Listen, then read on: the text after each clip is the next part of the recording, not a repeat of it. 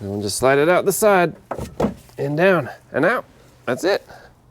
Behind me, 2013 Chrysler Town and Country. We're gonna be replacing the front struts. This is actually a pretty easy repair. We do have to remove the plastic cowl up front, but that's not too bad. Let's get started. So our upper strut bolts are under this plastic cowl. We wanna first take off our wipers with just a flat bladed screwdriver. We'll pop off these caps. Just little caps like this. We'll get both of them.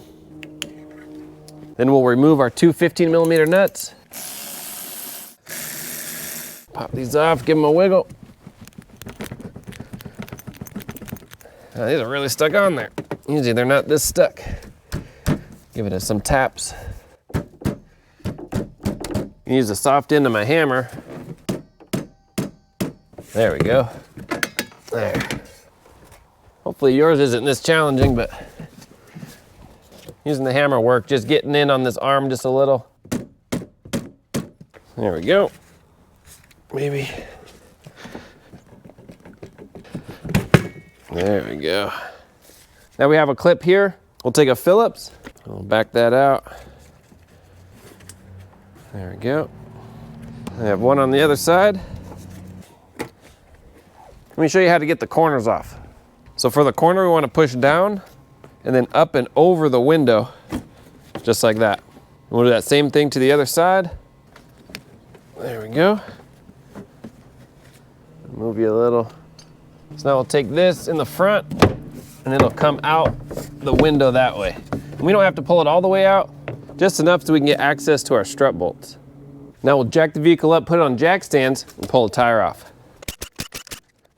The hardest part of this whole job is removing the sway bar link. In the back, there's a metal stud. We'll go ahead and put on a pair of vice grips.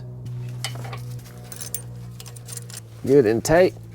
Now they do have a slot for our Torx in the front that you can use to hold it while you back the nut off. But because we have an impact, we're gonna do it this way. 18mm.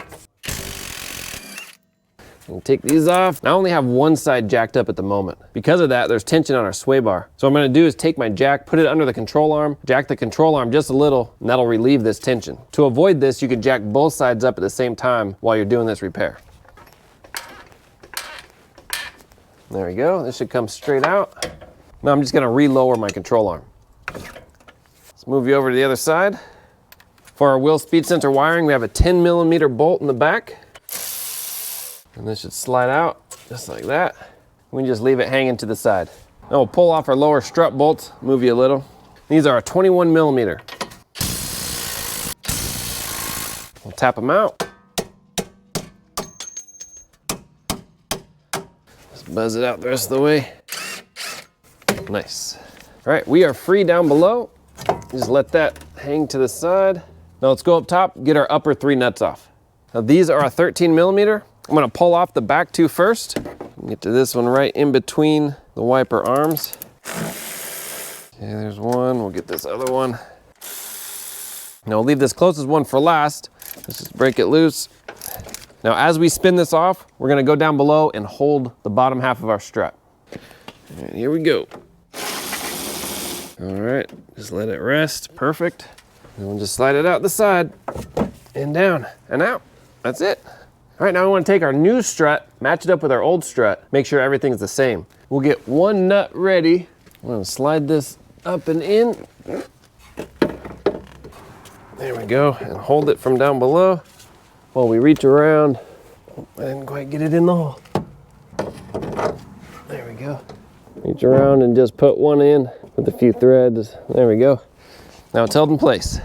Get our knuckle back on it. Might have to lift up on our knuckle and just get one of these in. There we go. Get our bottom one in. Let's throw our nuts on. Take a wrench, a socket, or a pair of pliers to hold it from spinning while we tighten it up. Put our wheel speed sensor bracket back on. Slide that over. Put a 10mm bolt through. Snug it up. And come to the other side. We'll put our sway bar link back on. And what I noticed is that there's a slot for a 19mm open end to go right on it, just like that. So I used a pair of vice grips to get it off. If you have an 18mm open end that fits right in there, by all means use that. Whatever works best for you. Throw our nut back on, suck it down. And now we'll torque everything down, starting here with 65 foot-pounds. We'll come down to our strut bolts. These are torqued in a couple steps, 65 foot-pounds to start with. And then we'll go an additional 90. So we'll mark this up here, and we'll go 90 degrees. I'm gonna use my impact to get the 90. Do the other one. Perfect. All right, everything down here is torqued and put back together. Now we'll put the tire back on, lower it, and torque our upper bolts.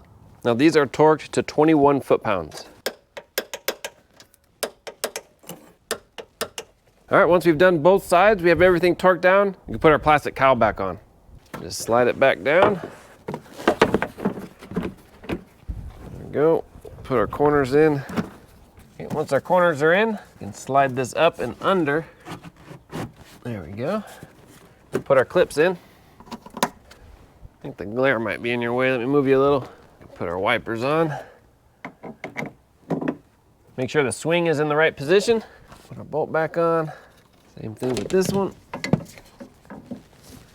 And we'll tighten down.